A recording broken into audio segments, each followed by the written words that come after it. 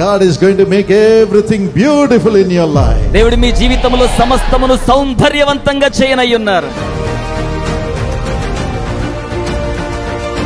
Jesus says, even though everything is dead in your life, if you believe in me, you will live. Today are you saying, no one understands me, I feel so alone?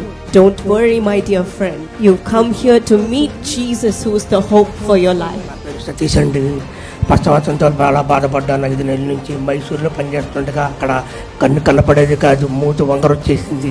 మీ ప్రార్థన వల్ల స్వస్థపరచాను ప్రభువా. So your eye open. నీ కన్ను తెరవబడింది కదా అండి. ఇప్పుడు కన్ను ఇది ముడిచేది కాదయ్యా. Praise God, how real Jesus is. యేసు ఎంత వాస్తవమైన వాడో కదా. God has healed his eye paralysis. దేవుడు అతని యొక్క కంటి పక్షవాతాన్ని Shall we give స్వస్థపరిచాడు. the Lord a big hand clap and praise the Lord?